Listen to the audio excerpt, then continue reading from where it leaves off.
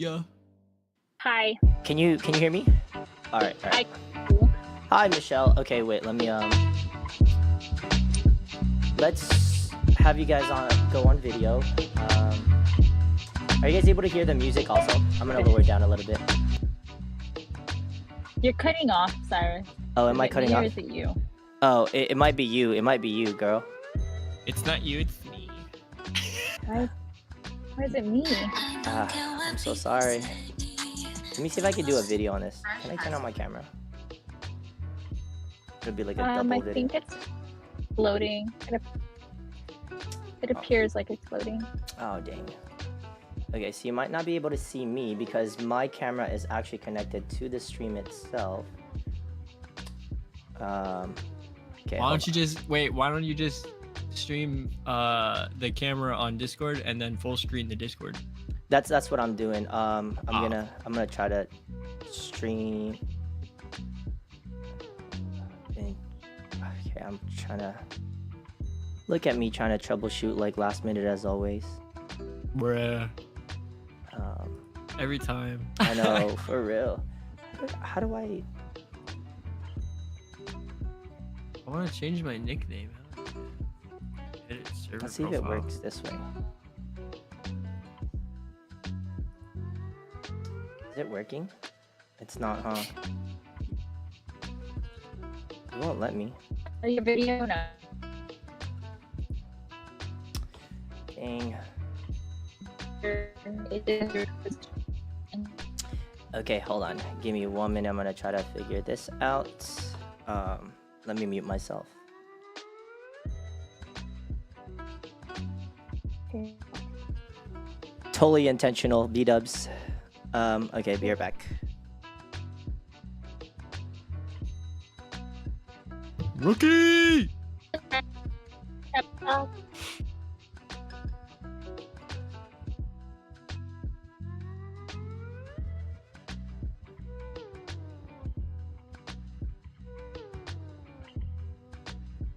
Sleepy boy. Tired.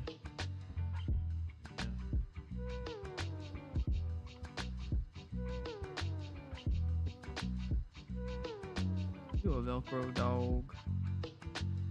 You're a Velcro dog.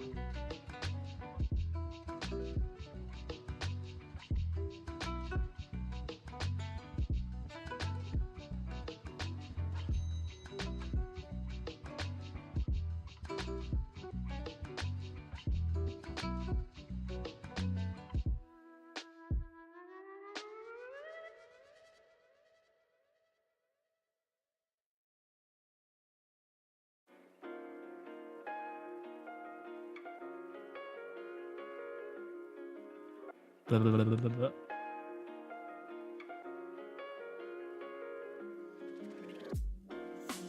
Ah, no kicking.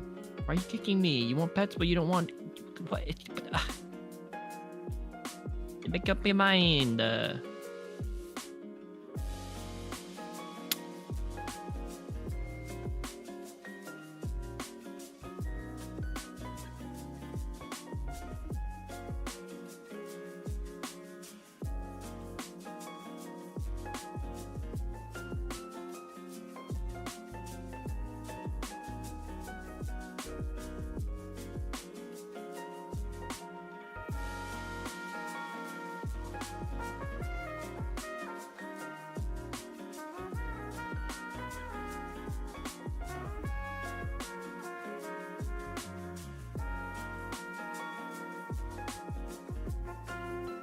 How do you know, Cyrus? A mutual friend back in the day when I was like just graduating high school, and they went to college together or something like that. I knew Jens, and then Jens knew Cyrus through another mutual friend. So you guys just like game together? I've always kind of like followed him ever since we met, but like he started his like streaming stuff, and then I got like more like involved.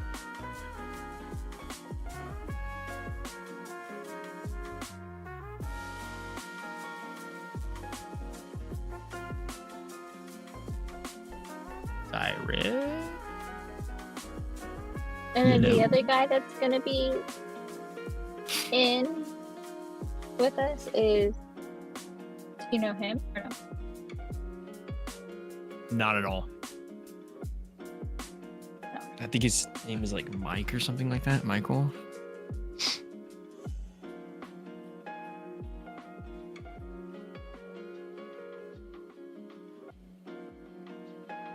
So is Discord just for gaming? No, I think they're trying to transition it into more like kind of like meetings too. You can really use it for anything, kind of like Slack or like Microsoft Teams. What do you want? What do you want? What do you want? Yikes. Sir. There we go. Oh my goodness.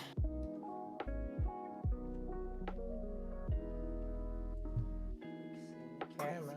Crazy buddy.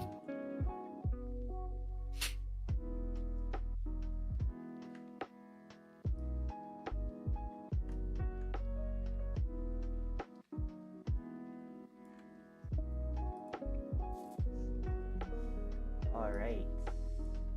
Gotta fix this.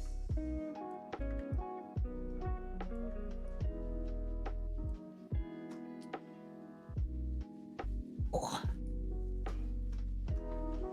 Wonder if there's a way for me to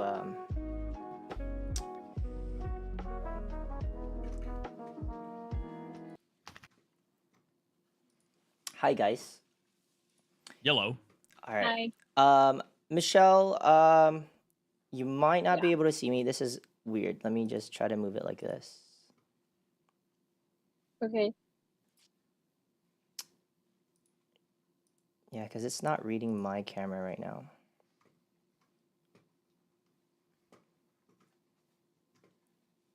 You switched it. Is this live since you connected This it? Or is live right now. We are actually live on YouTube. So welcome, Great. Michelle. Wesley is very familiar with this already. He's actually more experienced than I am. And my friend Michael is actually right next to me. I am gonna fix the screen real quick to make it be more. Oh.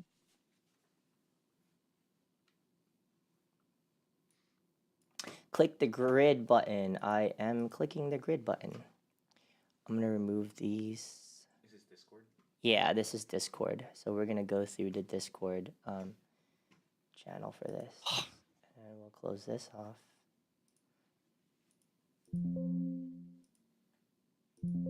You don't want to just have your friend connect from his phone?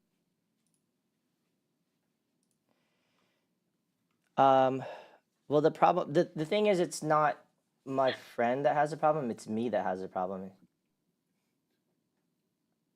mean, I have problems. Yeah, I know. So then that's what I'm saying. Like, you know, just to like, oh, but I guess you're the ones. Yeah. If you join in for both of you while you keep this one going. Yeah, I'm gonna keep this. Let me see. You are a little choppy, so I'm just giving you a fair warning. Okay. Okay, let me close a few things off. The video call and where did it go? There it is. I'm popping out the video call so that way I can have the Discord chat on the side. We'll have this full screen and boom. And then I'll fix mine. Whoa. Whoa.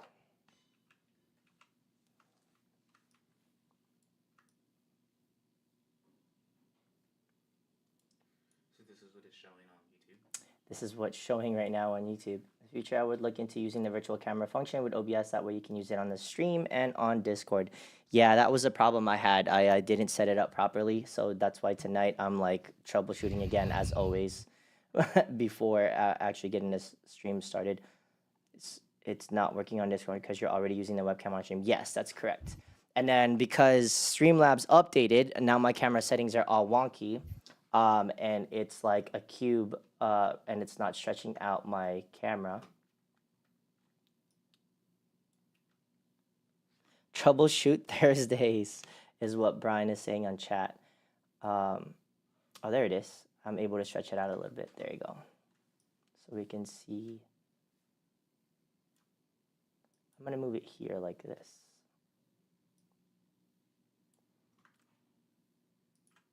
Thank you for joining us, Michelle. Really appreciate it. Well, thank you for having me. I kind of feel like I'm intruding a little. No, not at all. This is actually pretty exciting because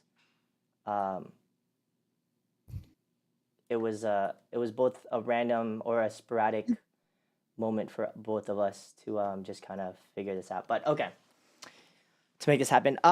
Okay, so let me give a little brief introduction to what Transparency Tuesdays were and how we're transitioning it to Thursdays. Oh, okay, we got Francisco joining us.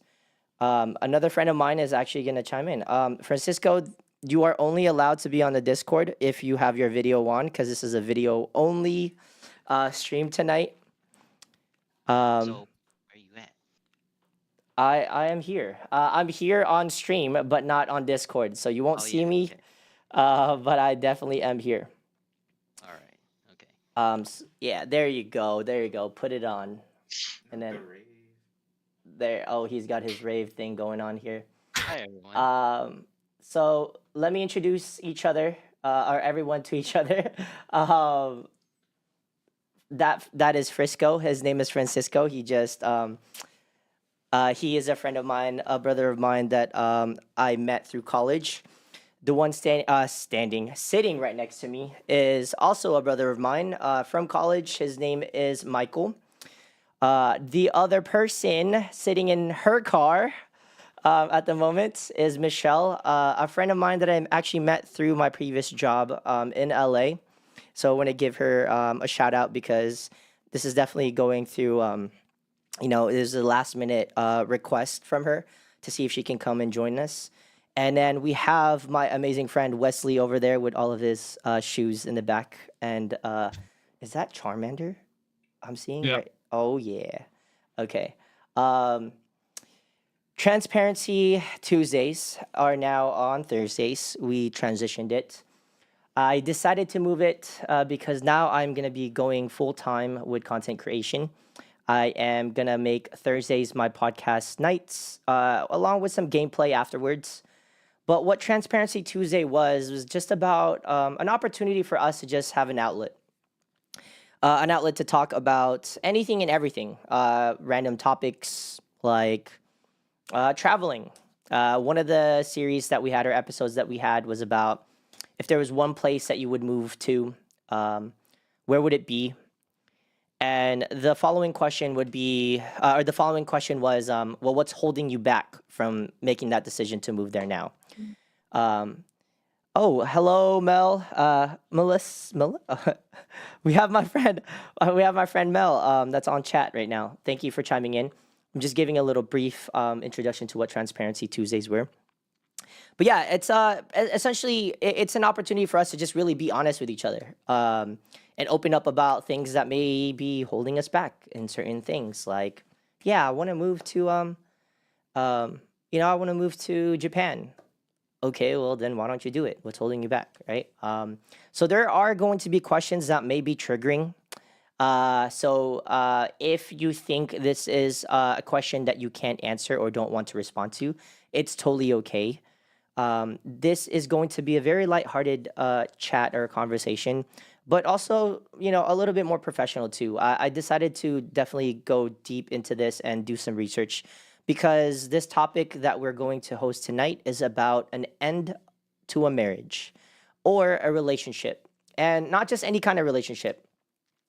A relationship that is, that has been a long-term one or something that was very serious to you or to anyone out there.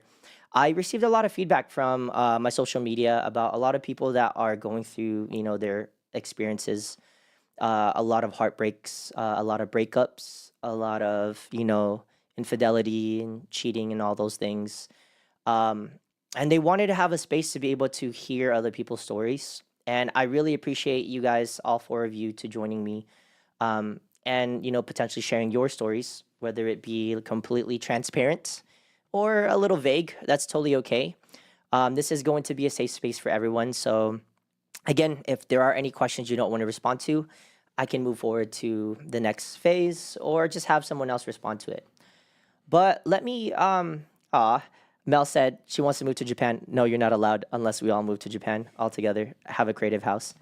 But I'm gonna dive in and start actually with Francisco.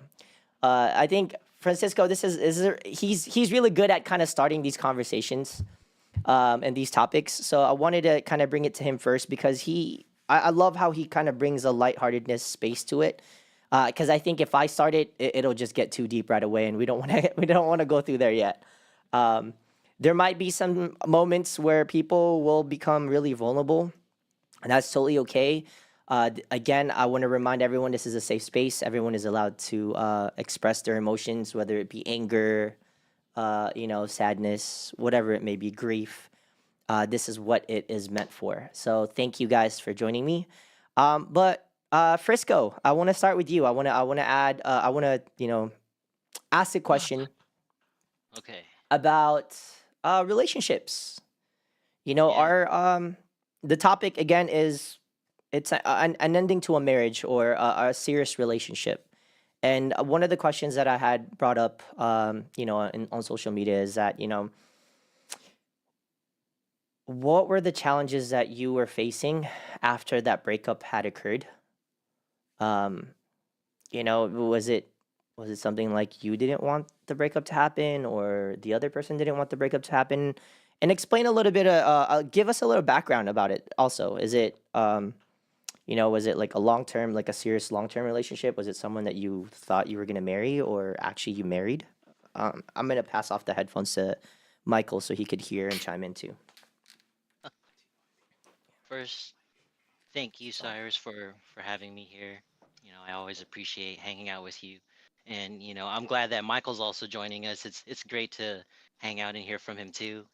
We used to all hang out together, so thank you for bringing a space for all of us to hang out, and then getting to meet new people too. You know, but to start off, actually, so I was in what I considered a serious relationship, and it was for about 2, almost 3 years. And definitely I did not want the relationship to end. I was looking for the long term. I usually do when it comes to dating and trying to figure out how to not make things work, but how to like figure things out together when things get hard.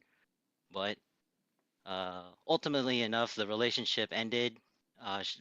The My partner at the time, she was not um, she wasn't on the same page that I was, and then we were not communicating, and there was a lot of tension and anger and build up. But eventually, we broke up. But to answer your question of what did I do, how did I handle myself after, it was definitely hard. I would say it was hard. I was searching for myself again, trying to figure out what I was trying to accomplish in my life, like identifying my goals, not just as a partnership with someone else now, but as like what I wanted to do.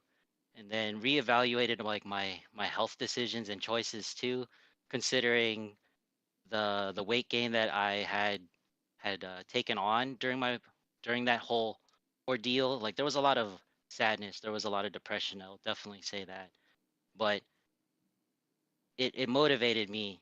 Like I after reflecting for like a couple weeks or so, maybe a month or two, like I started really getting back on my health, and then after working on my health, my mental health started like falling into place too. I started feeling a lot more uh, capable and more confident in just doing things alone again, instead of like doing things with a partner, like really considering my choices and actions and how it would impact them too. But Can can I ask something? Regarding like the mental health thing. yeah, What what makes you think, or what made you think, like in that space where you in that relationship? Well, actually, even going back all the way before you even got into this relationship, right? mhm, For example, from my personal experience, I always like to tell someone who I want to become exclusive with, and we've established that space. You know, let's say a few months later, we've been talking and we're finally getting ready to that space where we're like, okay, yeah, it's us. Like we're gonna be boyfriend and girlfriends. Like we're exclusive, and Yeah. I'm in this relationship with you now, and we're moving forward because I obviously have this plan to be with you long term. I have like a moment of where I have this conversation with that partner, and I would tell her, hey, you know, I just want to remind you, I know we're in this relationship now. Maybe it's been 3, 4, 6 months or whatever. Just want to give you that heads up that, like, you know, we chose this relationship. It was a want, right? Like, we wanted to be in this relationship. We Hmm. didn't need to be in this relationship when we first started this. Hmm. And first of all, like in the dating space, like when you're dating someone, it's not like, oh my God, I have to, like, I need to date this person. Um, it's more of like you choose every step of the way that you make with this person, right? Hmm. So I always tell that partner, um, you know, this is a want. I am only a complement to your life. You are a complement to mine, not a Yeah. supplement. Yeah. I was already doing fine on my own when I was single. You were Yeah. doing fine on your own when you were single. So if Hmm. ever at one point in our relationship we actually realized that we were not meant to be together or for each other, I don't want Hmm. us to feel like we're in this space where we're gonna fall apart. Like, oh my God, I can't live without you. Like, I need you. I'm gonna be depressed because we're breaking up. So Yes. you stated that thing, right? You there was that one particular thing that you said after this breakup because it was so important to you and it really meant a lot to you. Your mental space started to kind of, you know, I wouldn't say broken, but shattered. A lot of pieces that you felt you were already there for you when you were already in this good space before you were in that relationship. Somehow you can't navigate through that again, and you just feel like, oh my God, without this person, I feel shattered. I feel incomplete. What got you to that headspace? Like, what made you feel like you didn't feel worthy enough? Um, you know, or Well, what made you feel like, oh my gosh, like I'm not healthy. I'm depressed. Because especially that when you said depression, like that's a very serious like you know space. yes. It's not something that we could easily like tell people like, oh, just stop being sad about someone. Like, stop being such a, I don't know, a Debbie Downer just because you got broken up or whatever. Can I chime in? Yeah. Oh, Michael has something to say. Yeah. Well, I had a few things to say when you first started saying about like when you first start a relationship. There's always the phases like the honeymoon phase, and like then you go on, and then you understand the person. Um, what I've learned is like the honeymoon phase is like, oh, this is my person, like, oh, and especially if you don't know like your attachment style, that's Hmm. when things really start to merge and like, oh, this is healthy for me, this is not healthy for me, and if Hmm. both partners are not at the like healthy or at like what is it called, safe attachment, Hmm. Yes. there's gonna always be one trying to heal or like one trying to pull more than the other. Hmm. But also like with the whole depression thing going in, well, I was married, I am married still, but I don't, yeah, different story. um it's more the depression it starts to feel when you start to lose yourself and you start feeling like things aren't making you happy. You start sacrificing your own happiness to make the Ah. other person happy. You start disregarding your own boundaries. And once that separation and once that break does happen, and how you said you start to find yourself 2 months after, it's like, oh, I do enjoy doing this, I do doing that. Like once my separation happened, the first month I was like, what does Michael like to eat? My first thought was always like, oh, Uh, he likes to eat that, so I'm gonna get that. And the first Mm, month I didn't know what to eat. interesting. I was like, I was too invested in this person that I was like, okay, let me take a little step back. What do I like? Mm, What do I enjoy eating? What do I enjoy doing? okay. It's very interesting.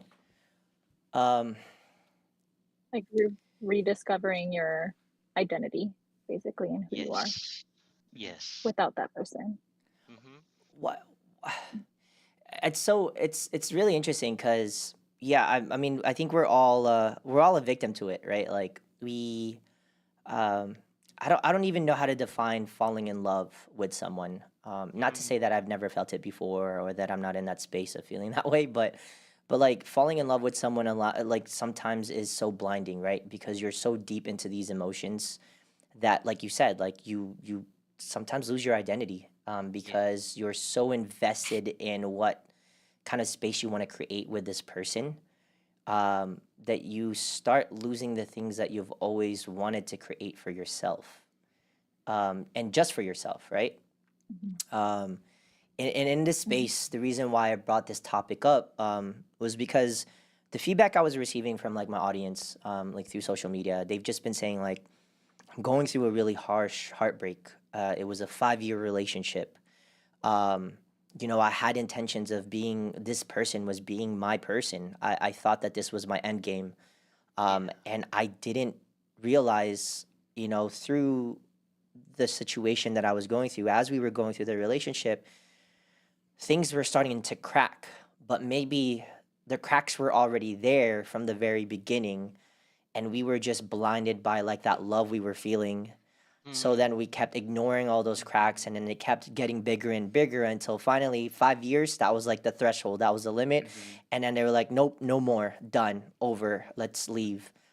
And then the worst part, the shattering pieces like of people that were sharing these stories to me, like someone was like, it hurts even more because this person said that they wanted to grow away from me. They wanted to heal, yet literally a week or 2 weeks later, I saw this person with someone else already. Like, what was that space that you said you wanted to grow or heal on your own? Or was it really just because you wanted to grow away from me and you wanted someone else to take over that space, right? Cash.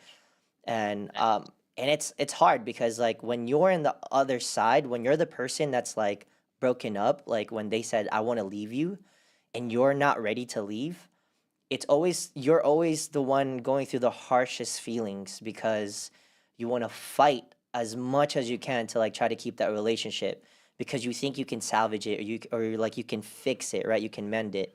But that person probably has actually already been clocked out like a long time ago, Mm-hmm. while you were still in this space where you were thinking that this was your reality, but meanwhile the person already created a reality somewhere else. um, so in this, like again, the ending to a marriage or to a relationship, I think going back to Frisco, because I didn't get your answer yet. You know, what made you feel like that was what your reality was? Like, oh my gosh, I'm depressed. Do you think it came from the relationship, or do you think it came from something that was actually stemming from your past already? That before you even got in the relationship, you were already somehow kind of shattered. Like there were pieces of you that you were willing to still take and bring into this relationship, and then when this person kind of made you feel like, oh okay, I can patch your pieces, your broken pieces, I can you know, I can cover it up, I can put a band-aid on it in the meantime because we're in this relationship. And then it's this euphoric feeling, right? Like, oh my god, I'm in this honeymoon phase, I love this person so much, and this person loves me so much, everything feels great. And then when everything kind of falls apart and then you guys are now breaking up, you're realizing, wait, I'm depressed. It hurts. Oh my gosh, I can't function. Oh no, I yeah. can't eat properly. I can't do things. I'm in an unhealthy mental space, Uh-huh. because this person broke up with me. Or again, do you think it was coming from somewhere else already? Okay. All right. So, The question was, he basically healed before he got into this relationship? one more time. Sorry, what was that? You were kind of Uh, cut off. technically, is that technically the question that you're asking? Did he get into a relationship, or figuring out his he? Sorry, Michelle. It was a little choppy. I think it's like the signal was kind of going on and off. But can you repeat that? So, are you basically asking if he got into the relationship before he healed? Yes, exactly. Where did you get into a relationship before you were healing, or before you healed from your own, past traumas or past mishaps? Yeah, Okay. without addressing, basically. Yeah. Okay. Well, to answer this, when I was coming into this relationship, I already had the understanding that I myself am not a perfect person. I am constantly working and trying to grow on things that I know may hurt others, may hurt myself, like unintentionally and intentionally, that may not serve me anymore. And so, you know, I sought out a partner where they too were also equally wanting to work on themselves and grow individually, but then, having mutual interests and other common life goals. It eventually led to us being together and trying to grow individually and as well together. But when it comes to the depression after, I definitely would say that that was that also came to be from when we were having tensions towards the end of the relationship, maybe like probably 3 to 4 months prior to the end of the relationship. There was tension, and so like things were already shaky and rocky, and trying to imagine myself doing things like that I enjoy, but alone, because I want to share it with my partner. And so, doing something, it wasn't as enjoyable because I had this person before to share it with, laugh, talk about stuff, cry with, do Okay. those things. But, after having some time again and reflecting on it, it's all the things that I already liked to do before I got into the relationship. And it was me trying to spread that joy with another person who equally shared their joy in that. And it was cool for a while, but it was definitely sad to see our our fall for this relationship, how we ended. Like she evidently did not have the same kind of like mindset as I did, and then there was definitely a loss of feelings. There was like definitely a loss of intimacy, and there was like Okay. more easier tension to come around. Like we seem to like have gotten in arguments a lot easier over like the littlest of things that would not have bothered us in the beginning. But learning from all that experience, like I did not want to let that be a part that kept me from being who I am after. I wanted to make sure that like I recognize that I'm sad. I recognize that I'm alone, but I also wanted to remind myself that even though I'm alone, I'm not incomplete. I'm still 100% me. Like I'm just sharing my part with another person. Makes sense. And it's just unfortunate that I can't share it with this Yeah. person anymore, but lesson learned, and now I'm finding more ways to kind of have a better understanding of what I need and what I want in my future relationship too, and current one. Makes sense. Hmm. I want to get a perspective from a woman's side. So Michelle, I wanna bring it to you. Um, Give us a little background. What is your story, and what piece of that story you want to share with us? That kind of compelled you to be a part of this podcast tonight. Okay, can you guys hear me? Or is it being Now we can. choppy? Okay, yeah, it's good. Yes. So I've had, oh, without giving specifics, I've only had three major long-term, basically dating for marriage type of relationships. I only date for marriage, Hmm. and I think that my first one, I was very young and didn't know a lot of things or didn't know what boundaries was. Hmm. But if you're asking my perspective, like what challenges at a young age, what challenges do I face? So I hate to kind of say this, guys, because I will be honest, these relationships are so lengthy that by the time I'm out, um, I don't really have too many challenges. Like, of course, there's self-doubt and, like, the issue of, like, trusting again and Yeah. getting into another relationship. Of course, there's that. But I also give myself, like, a really long, like, good year without dating or, Okay. doing anything like that to kind of just, Mm, like, recenter myself, yeah. and, like, regroup. And, you do have to find the things that you like again and the things that are you without that person. Hmm. And not to take a shot at anybody that's shared anything No, no, tonight not at all. thus Again, this far. is before you Um, continue. This is Transparency Thursday, so we're here to hit all the nerves, right? We're here to we're here to just. but Cyrus just later on in, like, one of my relationships, I think it was really important for me. I went to therapy, and I think it's really important to know whether Mm, you're codependent or not, ah, and how to not be codependent. And all the things that, like Francisco said about figuring out, or even Michael said, like, figure out, like, what do I want to eat? What does Michael like to do? yeah. Um, just like all of those things, bring the focus back on you. And I think ultimately, every breakup that I've gone through, well, I'll say that I've done that from two mm, relationships. I usually don't jump, give Yeah. myself time. yeah. Um, but there's definitely the self-doubt challenge, the what do I like, again, figuring out your identity challenge. It, But yeah, it's guys, so I'm great. sorry. This is the part where I've never been broken up with. Yeah, so So I this is why I wanted you to be a part of this, because I'm I knew that sorry. there was going to be a unique perspective on this, in comparison to a man's side.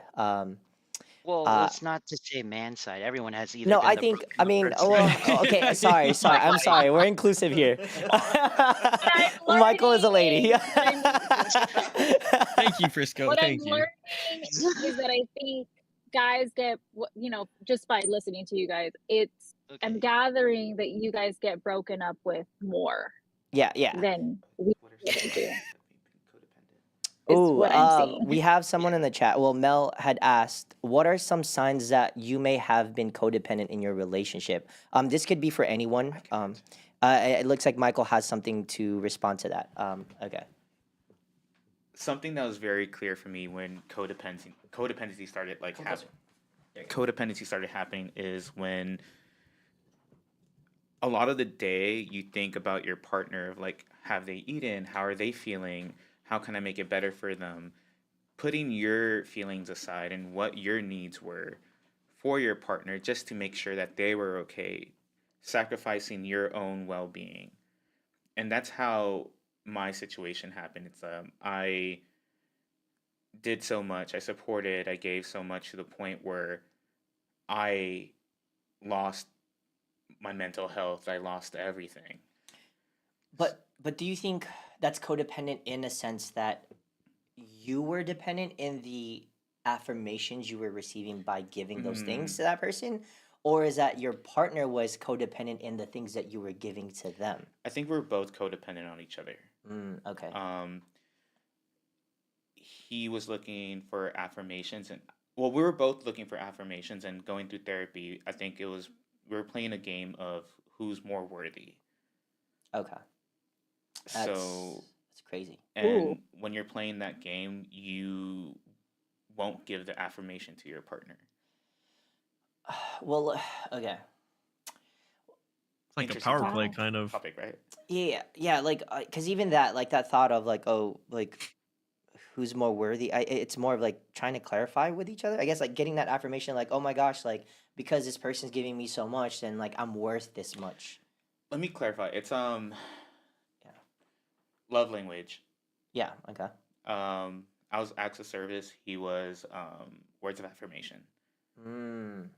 So my love would be providing. Mm. His would be words of affirmation. Yeah. So he would expect me to give him like, oh, good job, like all this stuff, like. But for me, it's I'll give something, but he wouldn't affirm Yeah. me. So it's like yours is like proof by action. Yes. His is like, oh, as long as you like acknowledge me and tell me that everything is okay and I love you and all that stuff, like I feel that love from you. Yeah. Okay. Well, interesting. Wow. I think Um, I think with love languages, in order to like fully like comprehend like both sides, I feel like it's like a give and take, right? So like their love language might be like words of affirmation, and they want to give it, or they want to like take it, right? Like I know for like my own family, a lot of their things are words of affirmation, but like they like to receive it. Mhm. They don't necessarily like give it, but I think it's important to like make that like clear on the table, like, hey, I like receiving this, but like I think it's also fair that like you share that point too. Like, if I'm doing this, I think you should affirm me on that. Not Yeah. just me complimenting you right after I did something for you, 'cause that's Mm. just one sided. I Like think a combination of both coming together and like combining both your love languages. yeah, that makes sense. Yeah, I totally agree. Like with Michelle, like I wanna bring it back to your experience. Even what with what you were sharing, you're usually not the type of person that would be broken up with. Like your partners wouldn't break up with you. You would be breaking up with them. But also with the challenges that you were facing after the breakup, everyone has different challenges. Even if you were the one that broke up with someone, there are still challenges that you faced Uh-huh. afterwards, right? Like, and even that, your thoughts of like self-doubt, like just because you were the one that broke up with that person doesn't mean that you're like, fully confident in yourself, or that you were Mhm. happy with what you were doing with that situation. Um, I think I wanted to get your perspective on this because I think it also, again, deep down through all of these relationship topics or these conversations of breakups, I think it all stems down to something that's rooted from your past. Um, do you believe in your past or in your life, like even growing up? I want to kind of bring it back all the way back, maybe even to your family. And if it's okay for you to share, I want to ask, in your family, did you believe that you had healthy relationships, like with your parents, with your friends? Um, I don't know if you have siblings or anything, but did you see that those kinds of healthy relationships, like of them loving each other, of them sticking it through, of people getting into relationships to marry, not just to date or to hang out or hook up? Were those experiences that you had in your life, or were they a little different? And how did you navigate through it to then relate it to your relationships that you had? Ooh, Cyrus, I didn't know if I was gonna put this on social media, but uh, but I guess here you go. Did I witness relationships in love? I would like to say yes, Mm, but there is a twist to it. mm, Um, my real father, him and I had a great relationship. He was like my best friend, easy to talk to. I could tell him anything. If I was ditching school, middle school, I could call him, hey, I'm ditching school. Where are you going? The mall. For what? I don't know. If you get caught, what are you gonna do? Call you. Okay. Like, wow. so Nice. our relationship was great in that way. Like he let me make my own mistakes, my own decisions. Um, so we had a great relationship, thank God. And I also had a really great relationship with my stepdad. Mm, Um, the twist is that my mother is the other woman. mm, And but my stepdad raised me since I was 9 months. Mm. And he passed away when I was like 21. But I really do believe that he shaped me into the woman that I am today. Like from what I expect from men, that's amazing. Mhm. what I like, how I behave myself as a woman. Motorcycle passing by. Sorry. the things that I expect out of myself, like as a partner, um, and how to handle myself as a woman really stem from my stepdad, and the expectations that he had from me. So I would say that yes, I think that my mom and my stepdad's relationship was love. But I'm not gonna sit here and say that it didn't hurt people along the way. Yeah. Yeah. Yeah. That's one. I just So want to say thank you, for sharing something so important in your life. And again, I didn't mean to kind of just ex- just for you, Cyrus. I really appreciate you. That's how much of a good friend you are, but I really appreciate it. Just know that even your stories are definitely going to mean a lot to everyone else that's going to see this and the spaces I'm going to be sharing this to. But I wanted to ask that because even with Michael, Yeah, so I I'm sitting here with Michael. I've known Michael since 2016, 2015. Crazy enough, we were actually in a dance group, but in different time spaces through our dance careers. So somehow, our relationship was already there.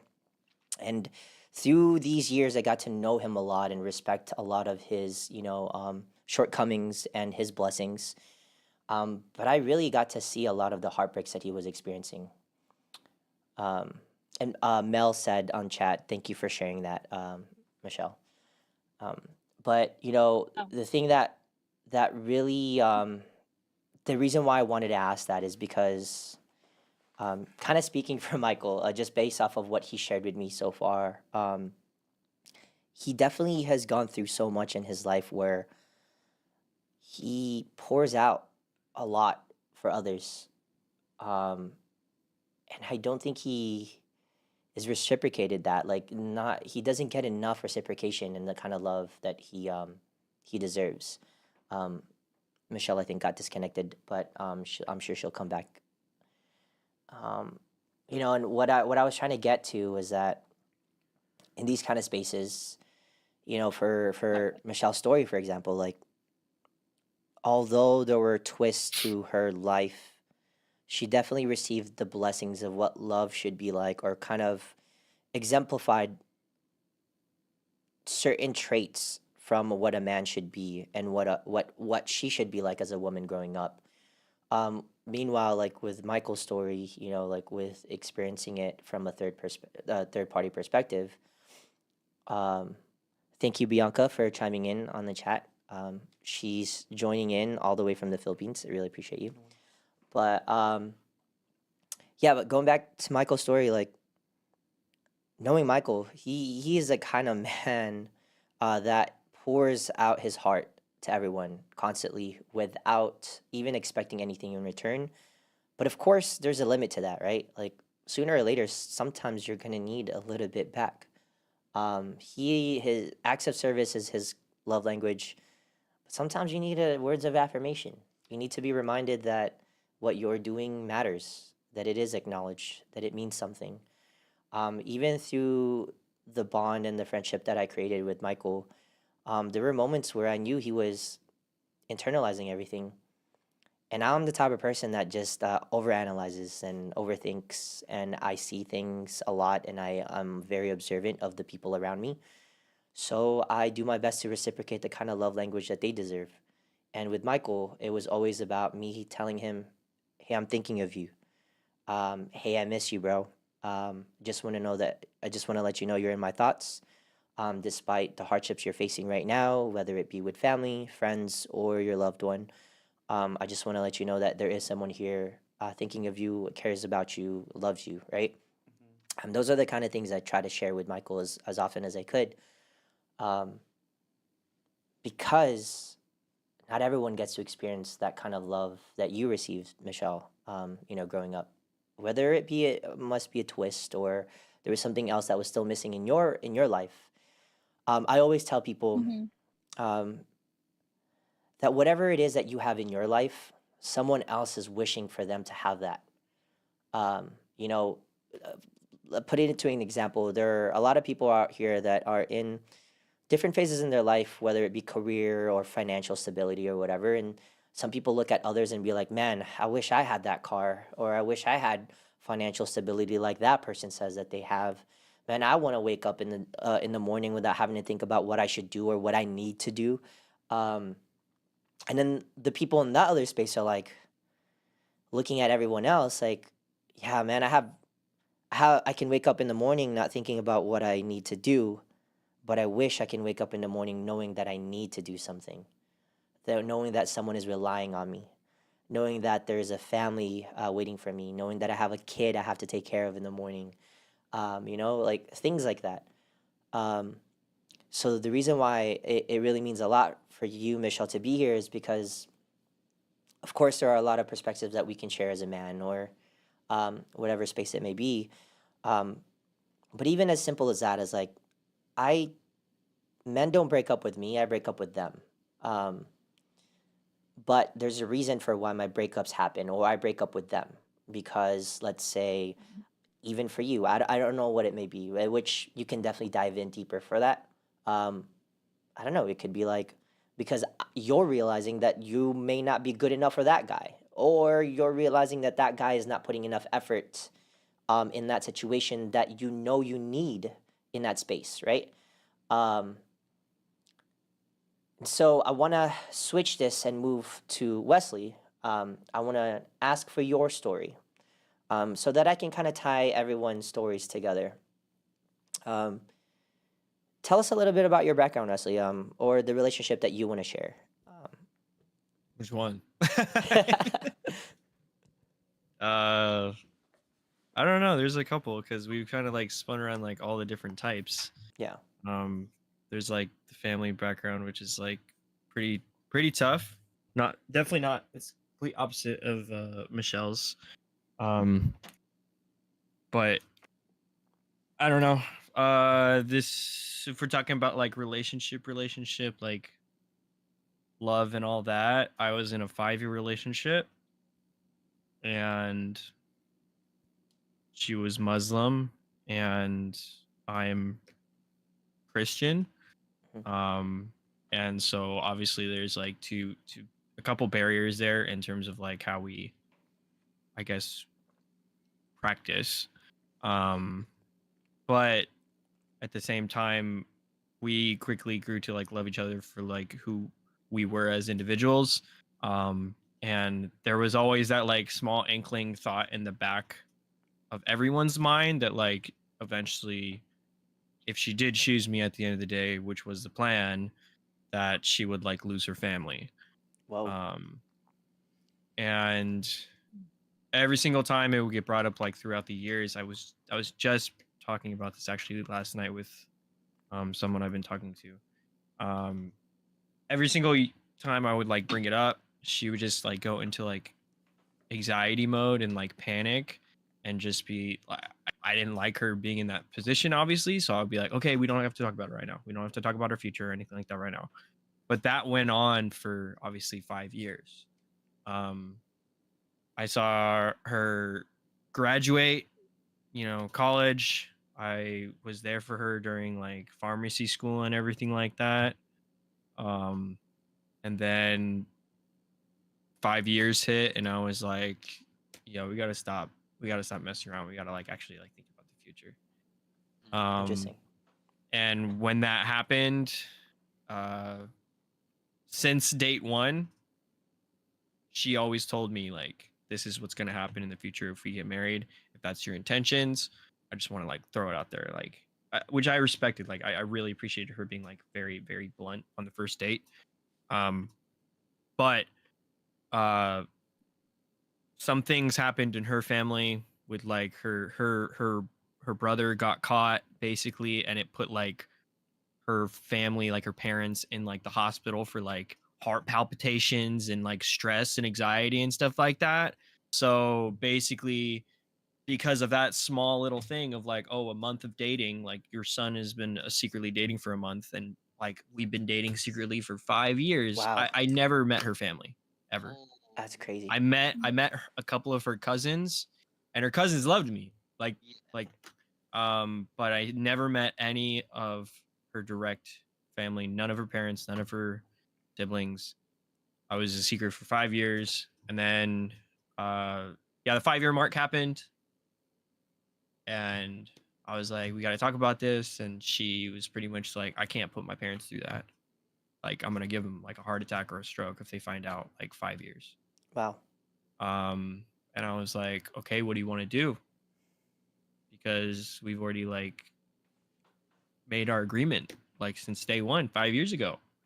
Like, what do you want to do? And she was pretty much like, I'm gonna need you to convert. Ah.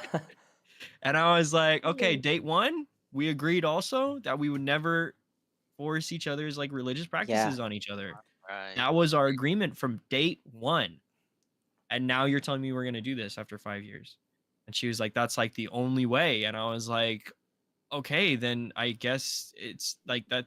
That's just it. Like, it's over. Like, I love you, but it's over because I cannot do that because you've been lying to your family for 5 years, but I'm going to have to lie to your family because I'm not actually Muslim in my Dang. heart. I can like play the part, but like then for the rest of my life, I'm going to lie. That's not fair. Right. Mm. So it was bittersweet. It was like, we still loved each other, but like, we know it's not right. And I think that's the part that really sucks. Because we did want to have a future together. We did like want to have kids. We wanted to get a house and everything like that. Like, we had endeavors that we wanted to do. But all that just like, I don't know, it's kind of like a slap in the face. That's really difficult because yeah, there's definitely a lot of factors into that, right? In that relationship, it's not necessarily like toxic or unhealthy traits that you or that person were sharing again, towards each other. It was more of like morals and values and ethics of your life, right? Of your own personal lives that didn't really mesh well, but your personalities were the ones that were kind of matching, and that's why you guys got in that relationship 5 years in, right? Yeah. What do you And I think? think like going back to like the topic of like codependency, Yeah. I think that we were very codependent, and I think that part was like really hard to let go. In how, Honestly, in what ways though? Like what ways were you codependent with each other? she dealt with like anxiety and depression like throughout the whole entire relationship because of like the fear of like getting caught, or like the fear of like losing her family, like throughout the whole entire thing. It was a day in, day out type of thing. So it's not like I was always like walking on eggshells, but I would also like be thinking all the time, like, are you okay?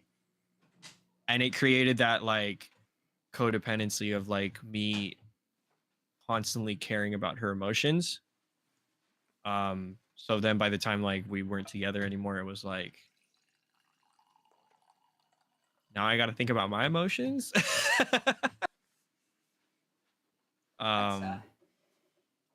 But yeah, like that was kind of like the codependency. She relied on a lot on me to affirm her and give her that like emotional validation.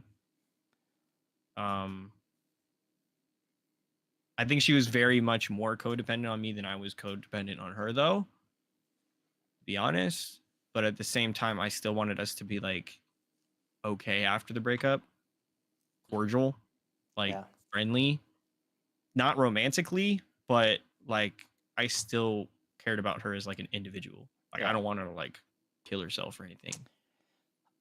Mel shared a great point in the chat. She said, deal breakers on morals and values are so hard to realize early because people change, situations change and preferences can change all over time.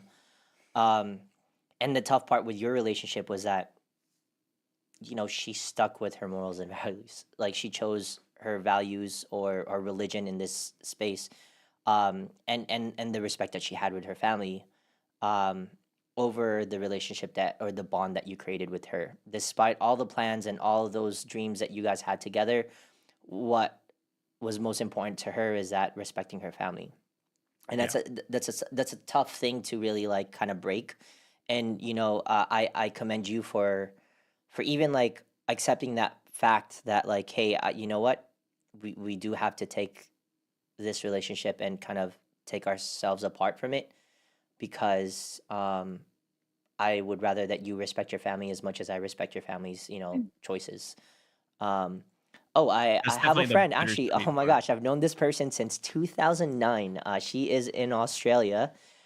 She's chiming in on our chat. My friend Trixie had said, having different opposite morals is a deal breaker. This is actually the reason why my ex and I did not work out. 8-year relationship, 8 years of relationship, and one child. I agree. Um, it's tough. So Michael is saying that he agrees. And Uh, then Trishelle said, morals and values are your foundation. And if that is shaky, everything you build is bound to break. Share us your thoughts, Michael. um, not gonna say what relationship it was, but our morals. I was more monogamous, where this person was more open and more poly. Well, it's gonna make more sense and just say that we were married.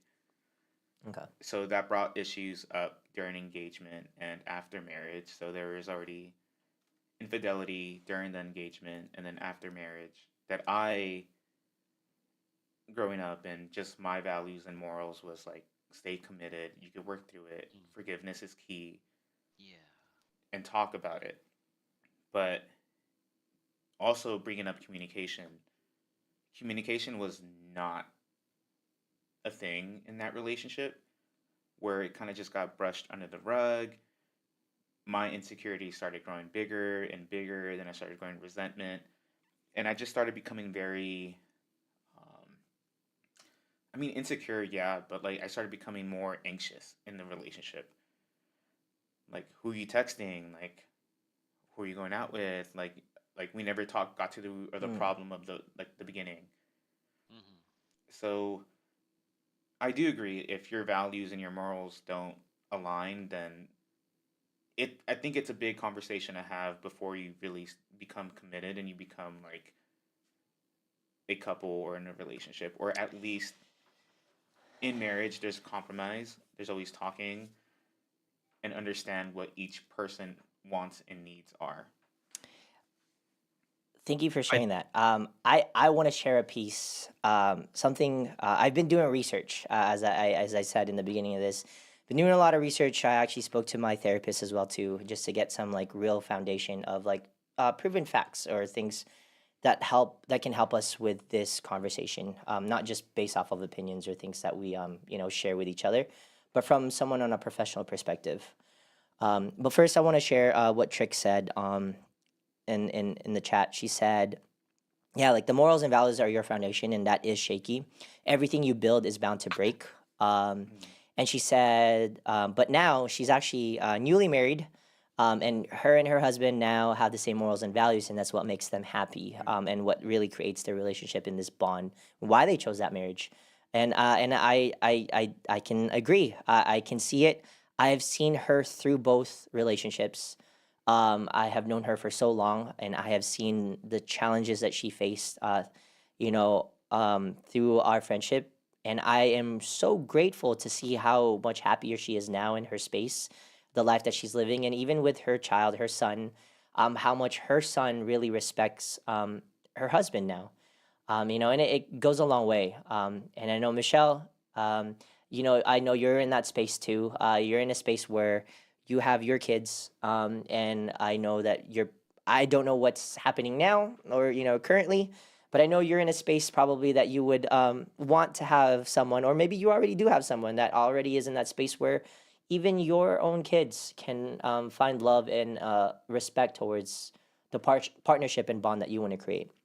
But something that I want to tie into in this conversation of morals and values, right? There is a poem that I actually had read, and this poem is about foundations, and in relationships, relating to relationships. When people fall deeply in love, or when people get into relationships, so the poem was explaining that when people get in these relationships, it all starts with a structure. It starts with a foundation, and that comes from your upbringing, so your past, right? Each person in the relationship creates these foundations. It's like creating a house of your own. You build these bricks, and these bricks are given to you through your life from your family, from your parents, right? Seeing your parents' love towards each other, seeing your friends build these relationships and create stronger bonds. These are bricks that you're constantly stacking after another as you get older and as you grow up. But these bricks, the bricks aren't always perfect. Sometimes the bricks will have dings on them, scratches, broken pieces. But when you build a home, it's like that, right? When you build a home, nothing is exactly the way that it should be. Nothing is measured perfectly unless you strive to create that perfected home. But when you're building a brick or a brick home, there will always be holes in those spaces, and those holes you have to fill as you go through that building that foundation. And it's the same thing with life. When you're creating these foundations in life, you then meet someone who's also has been creating their own home, their own bricks of experiences. And they also have their shared bricks that may not be perfect, have dings and holes and scratches and broken pieces into it. And now when you get in a relationship, unintentionally and unconsciously, when you get in a relationship, you actually expect the other person to leave their home, that brick that they have created, that foundation of bricks that they created, and you expect them to come over to yours and live in your own home. And those and even if you say that's not really how it is, unconsciously, like I say, it's unconsciously, and this is what that poem was stating. Unconsciously, you're expecting that person to change, right? You're expecting that person to mold into someone, to be something that you want them to be, because that is the value or the morals that you expect them to be created in. But the problem with that is when you do that, and even if you're unconsciously doing that, you're forcing someone to then break apart all of those foundations that they've already built in themselves. And that's how people tend to end up breaking in relationships. That's how relationships tend to shatter. And then you start to catch the red flags with each other that you didn't notice in the beginning. Because when you first met them, the first thing you saw was a home. You saw a house, you saw that it was there, and it was built, and you're like, wow, that is a beautiful home. I wanna go in there. I wanna go see that. And then when you walk in there, you realize, wait, I don't like that furniture. I don't like that lamp that they set up there. I don't like that they're doing that. Oh, they're actually not that clean, or they're a little bit messier than I am, or I can't believe that they're putting their shoes on while they're in their bed. Things like that, right? You start to see the standards, like simple things like that. You start to see certain standards that don't really align with yours. But the problem with that again is you're expecting them to mold their home to what your home is already like. And you can't do that. You can't do that with someone else's home that's already been built or has that foundation. Because the only way you can mold someone's home to be like yours is by shattering it, by breaking it down, completely removing those foundations, and then renovating it, right? Remolding that home to be exactly like yours. And that's where the problem What if they lies. need renovation? Well, Like a deep renovation. Um, what- but But then that sorry, becomes like a fixer-upper but complex. to end that like poem that I had read, the purpose of that story was that realizing that it's not about breaking apart someone else's home or foundation. It's about once you get in a relationship, and I think this ties in with Trix's relationship now with the marriage that she put herself in, and then her saying that her morals and values align with her husband currently. I think it wasn't necessarily because she met someone that had the exact same home as hers, but this is the part that makes the most sense. In this poem, the idea of it is that you go through your foundations and you take apart the best bricks, the best pieces that you have in your home, and rebuild a new home with that partner. And that same thing with that partner. What you guys should be doing is that you should be telling your partner, hey, I know you have perfect bricks there. I know you have those amazing bricks that is just perfectly shaped and it's just the right fit. And I know I have mine too in my own home. Let's take those pieces and let's build a new home together to create a relationship that will last longer, that will stand stronger, and will have a better foundation. And I think that's where relationships are most missed. It's because we're so accustomed to like, I'm starting to realize 3 years in, because like even in, like in social media is so good at this. Social media is good at creating these narratives of what relationships should be. And then they even have these spaces now, like, especially on TikTok, right? We'll see it on TikTok. People will say, like, your first year of your relationship is the honeymoon phase, where you're like blindly in love with that person and everything is just happily ever after kind of feeling. And then you get to your 2, 3, 4 years in your relationship, and the 2, 3, and 4th year of your relationship is the hardest phases, because these are the phases in your relationship where you'll start to feel all of the things that you actually don't like about the person. You'll start catching the red flags that you didn't catch on during your blind honeymoon phase. And then they tell you on TikTok too, they'll be like, but if you get past the 4th year and you get past that phase of, oh my gosh, the red flags are there, but now I can move past it. I can cope, I can deal with it. I could move through that relationship. And then you hit the 5th year and it's like now you're in the 5th year and now you're actually accepting what love is supposed to be. I think that's all a fallacy. I think that's all BS. Because there should be Oh, no thank phases. God. Yeah. I was like, I don't agree with anything you're saying right now. Exactly. I don't agree either. Like, I think it's completely stupid. Like that whole 1, 2, 3, 4, 5, because everyone goes through relationships all differently. There is no timeline. That I'd say it's probably like 3 or 6 months is when you like really decide, do I want to be with you like long term? yeah. Well, here's the thing too, because there are people out there too that like they meet someone, right? They go on dates, maybe it be the 2nd month, and then they are already engaged, and then they want to get married, and they think like this is it, I'm in love with you, blah blah blah. Everyone has their own timeline, right? everyone has Not my everyone has mom. their own timeline, and things don't align with everyone else's, right? But that's why I wanted to bring up that poem, or that story of creating a home based off of the foundation that you already had on your own from your past, from the relationships that you've experienced, whether it be boyfriend and girlfriend, girlfriend and girlfriend, boyfriend, whatever it may be, or even through your relationships with your family or the friends around you.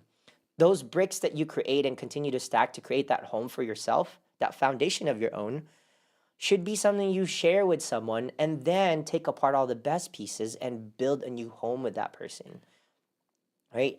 I think that's the thing that's What about the missed when it comes people down to who morals and values, because we tend to be so fixated in things that are like, man, I'm Christian, you're Catholic, my Christianity and your Catholicism has different types of branches of Christianity. We can't really align because your faith is more about Jesus and mine is more about Mary, whatever it may be. We're not going to get together. We're not going to work, things like that.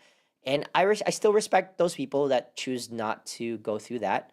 And even with you, Wesley, like the story that you shared, that really means a lot. But I think morals and values come from understanding that you still technically kind of have to mold certain pieces together to meet someone's morals and values, and so that you guys can share each other's morals and values and make it cohesive.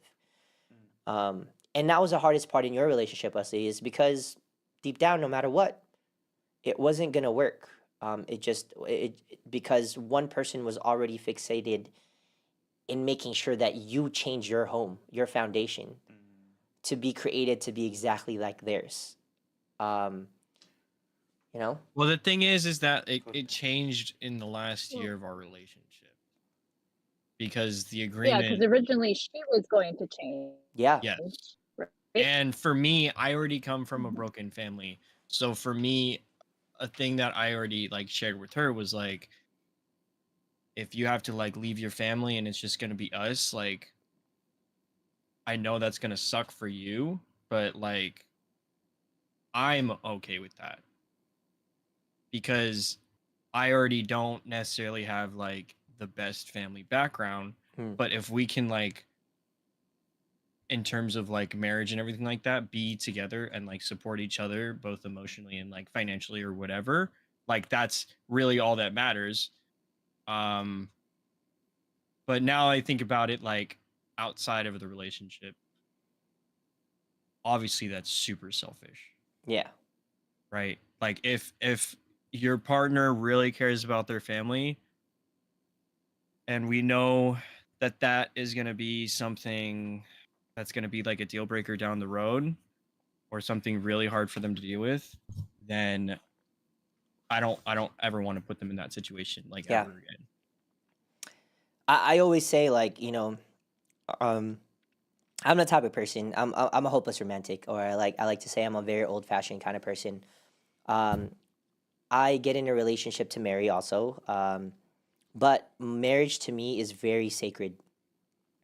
People can say like, "Oh, this isn't the 1800s." Like, it's not like where you're like bound to that marriage and like you're that's it forever. This is the new generation. Anybody can just get divorced or whatever and just find new love somewhere else. But that's tough because to me, I choose to disagree. I still think marriage is so sacred to the point that like when you love someone and you choose that sacrament, that piece of like, I'm gonna be with you for the rest of my life, it means a lot to me. Michelle got disconnected, but I'm sure she's gonna chime in. Okay, perfect. She got back on. But what I was sharing is that to me, marriage is not just marrying the person that you want to be with, but it's marrying the entire family, right? And the flaws. Yeah. And marrying everything that is imperfect and perfect in that space, in that relationship.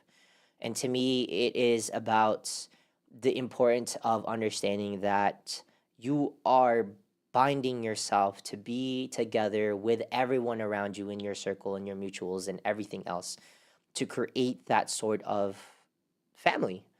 Um, and that's why, in those spaces, it's most difficult to get in a relationship where, let's say, their thoughts might be different, where they can feel like, oh, I can just break up with you even if we're married because it's just another piece in a document that you rewrite off and say that, oh yeah, we're bound to each other.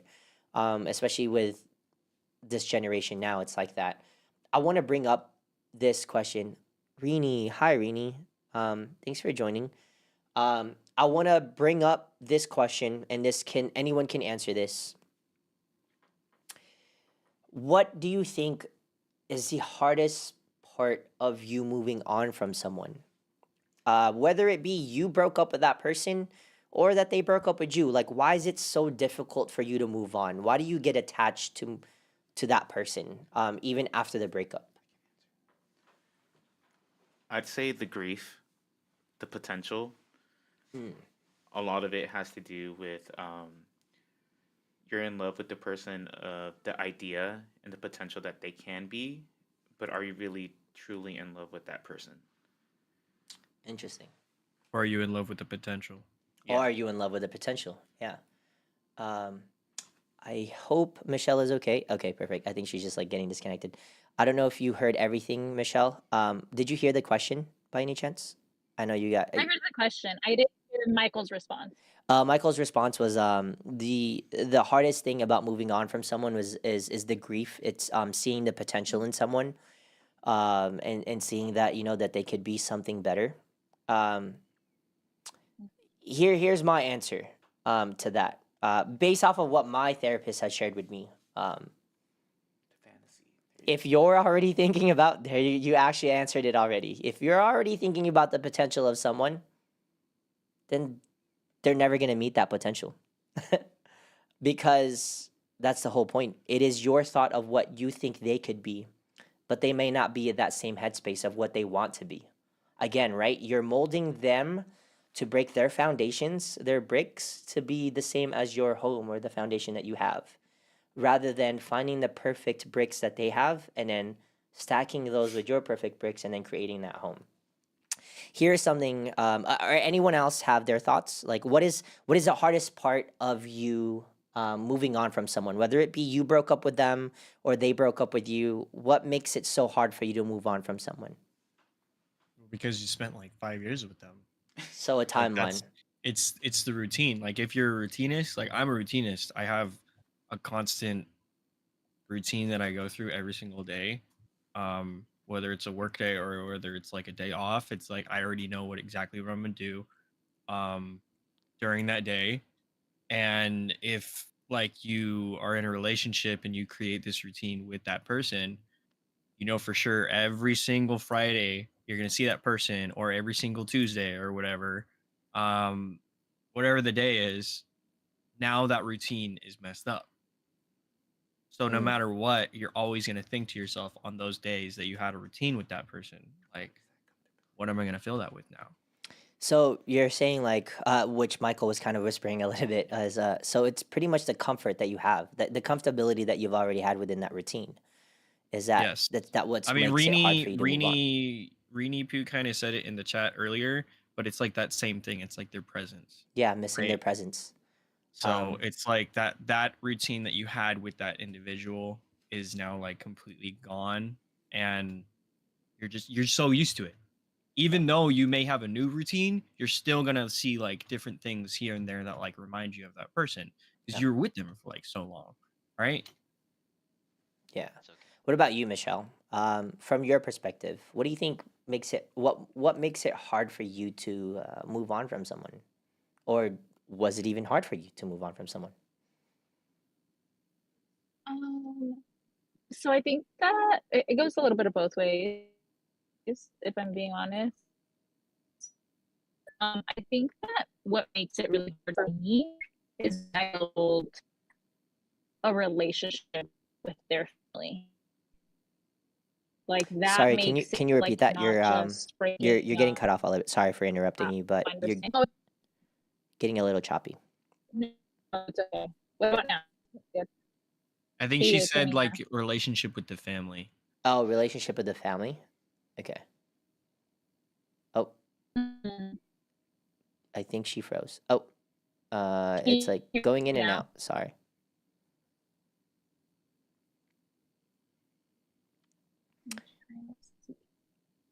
I think okay. I think there you go. Much better. Not the legal battles. Yeah.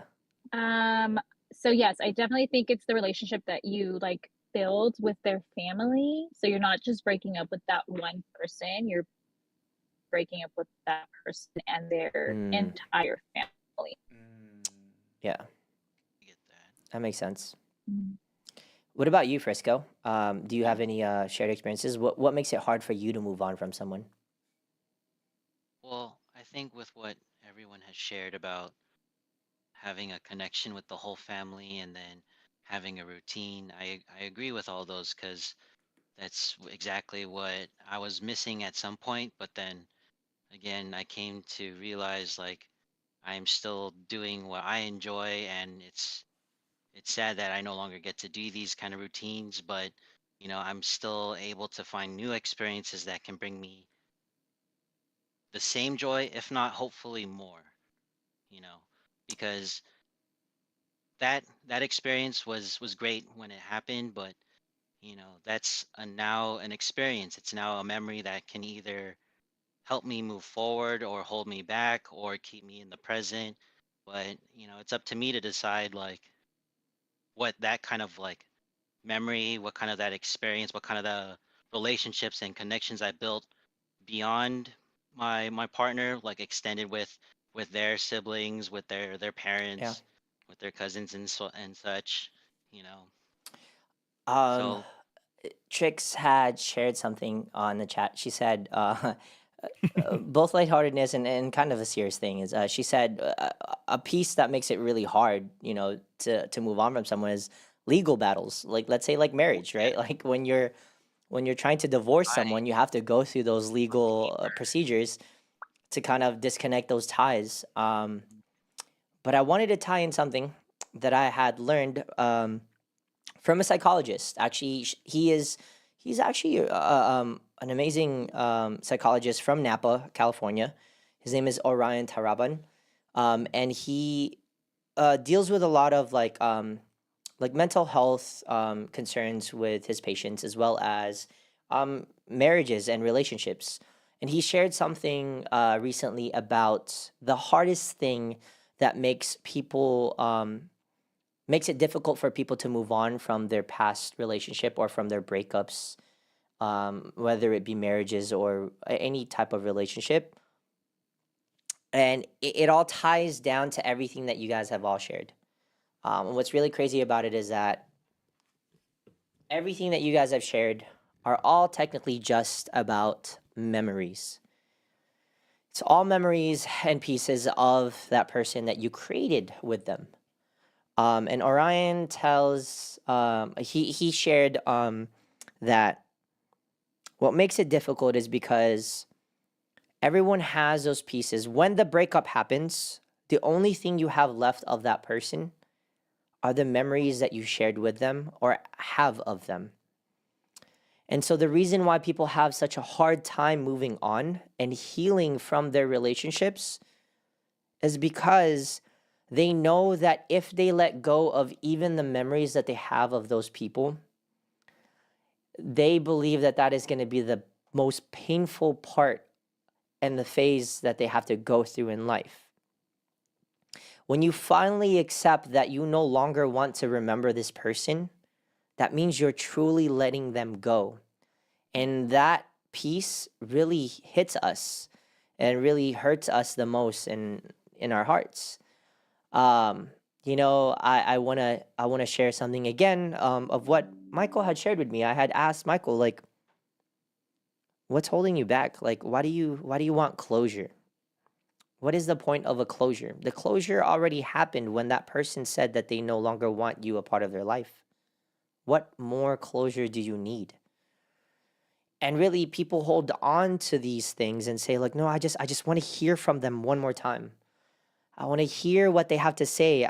But really what you're hoping is Where's my paycheck? Change their mind. like you're hoping that you would get back with them, or that they would say something that is endearing to you, or something that you feel strongly about, that would make you feel like, yes, it's actually not over yet. We can make this work. We can fix it.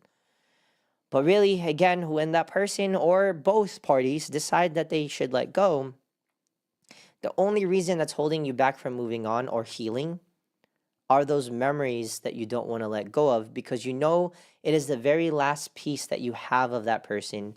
And so once you let go of even that memory, you know for sure that you'll never have that piece ever again. You'll never have that back. And there's even that, right? Michael just kind of whispered, actually. I know both kind of comically, but seriously, he's like, I should delete the photos. He said I should go ahead and just delete these photos now, right? It's the Yes. memories. It sucks, but you got to do it. You gotta do really it, like hurts. Wesley said. It really hurts. Yeah. And it's because we hold on to these memories of these people that make us feel like there's something there that we could still have. It's the potential. It's that what if. It is but if they change, or but if time realigns with that person, right? I don't think that should be the case. And Orion really makes a great point of that.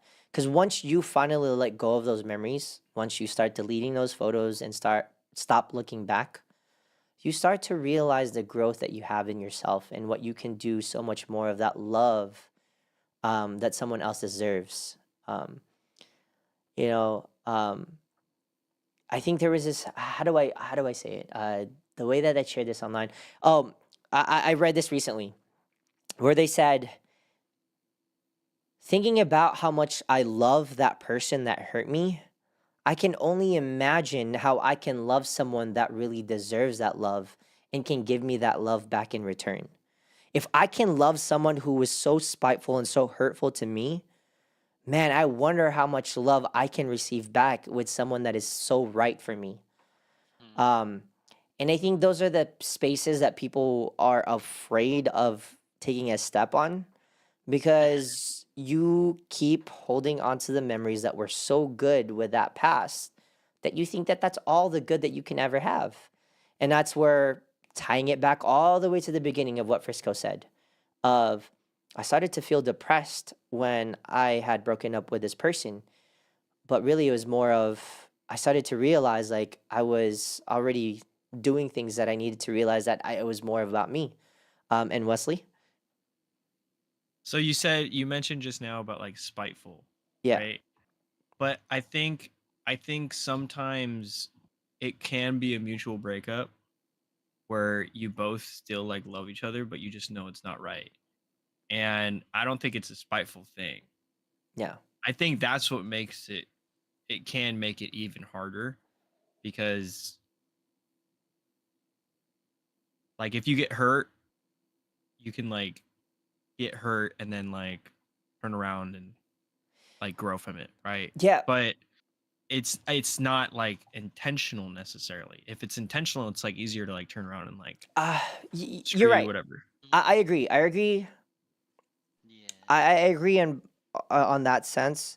And I want to openly share this again because Francisco and Michael actually know about this, and Gentle Dino is aware of this as well in the chat.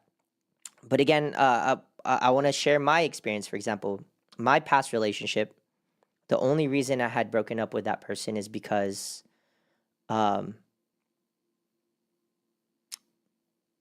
things didn't work out.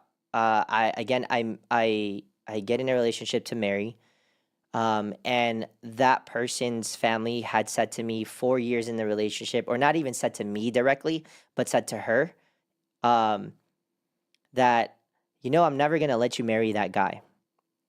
No matter what you say, or no matter what you guys go through, or no matter how amazing of a person you think he is, I'm not gonna accept him in our family. I'm not gonna let you marry him. And she kept that from me 6 months, for 6 months, without telling me. When I finally had told her, I said, I think I want to go to your parents and actually respectfully ask them if I can like just kind of make this official, because it was like never really official. 4 years in, they were aware that I was in a relationship with her, but it wasn't like publicly official where we were boyfriend and girlfriends to everyone in our families and to our friends. It was more of like just in between me, my family, and her family, but never out openly to everyone else. And I wanted to just ask for their permission just because I'm that old fashioned. I'm like, can I just ask for your permission to just make it public for everyone to know that I'm dating your daughter? Just dating, not even like, can I marry your daughter? But the fact that she kept that part and said, I'm never going to let you marry this guy. I know you guys are 4 years deep and you probably have those thoughts about going through marriage with this person, but I'm never going to let you marry that guy. So like that space, right? It wasn't out of spite, or it wasn't like, oh, we were toxic to each other. It was, I chose to end the relationship because I wanted to respect the family's choice, and said, you know what? If I can't marry you and I can't marry the family, then I don't think we are meant to be. That's how we should let it be.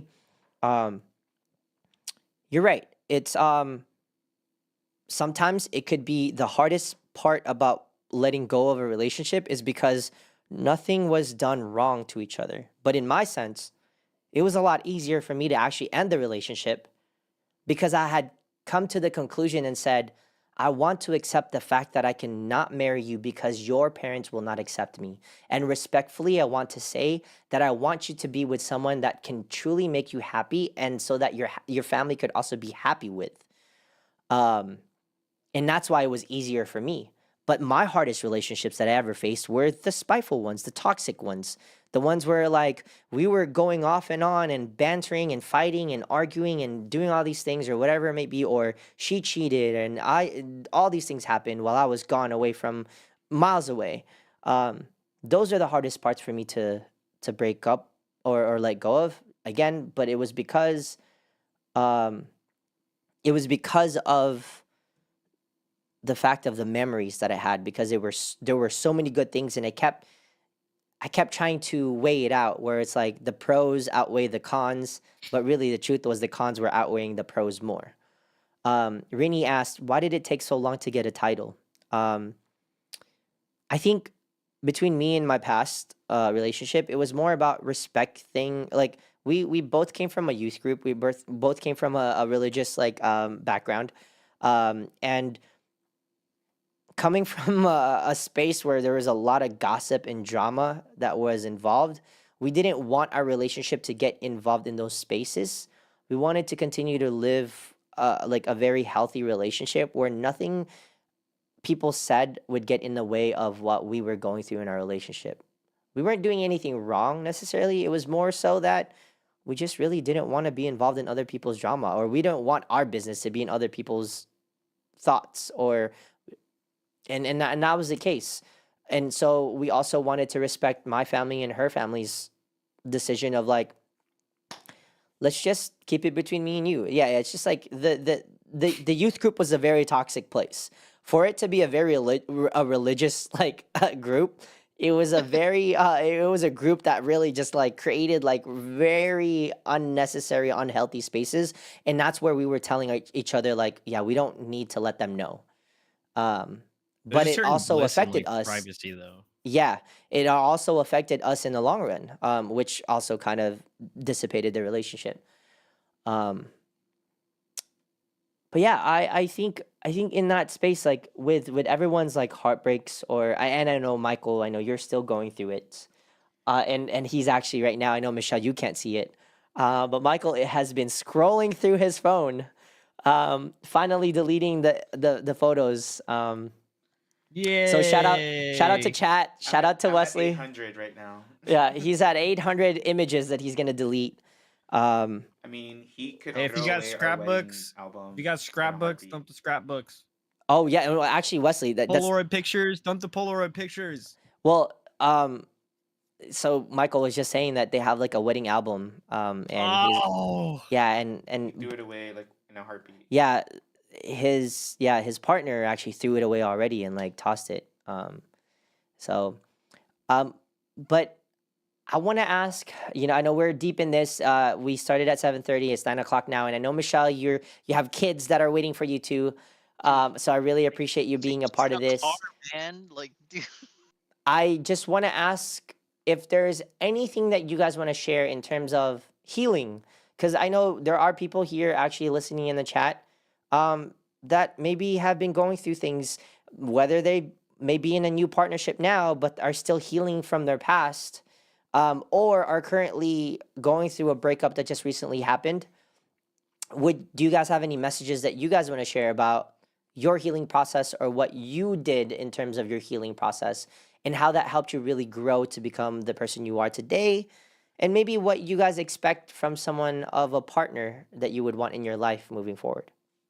I think definitely not dating for a year. Like Michelle said that earlier, dating for like a year and just completely focus on yourself and create a routine for yourself entirely, a brand new routine. Don't go back to like your old routine before the relationship when you were single. Do like create like a brand new routine for yourself and fill that time to just be able to love yourself. But you have to be like honestly like intentional about it.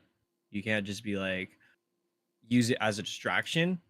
You have to accept the fact that like it sucks, but at the same time you're growing yourself as an individual for yourself selfishly, so that when you are ready, whoever you do find, hopefully they're ready too, and you're not just like going back to bad habits and stuff like that. But like when you are ready after a year, that you're like the best version of yourself for that person.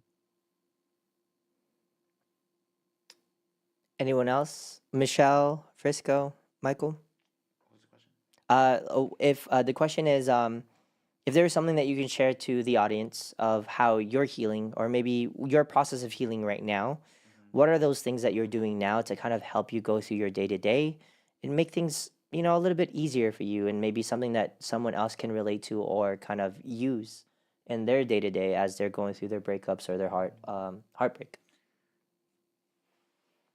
I'd say the first thing is don't try to mask your emotions. Feel your emotions. Let your emotions pass through. There's a brighter day ahead of you. Um, and focus on yourself. Remember who you were before you met the person. Remember what you like. Remember what you like to do. For me, for example, remember what you like to eat. Just focus on yourself and therapy. Hey, I know Michael is laughing about it, but sometimes you do Twice a need, week.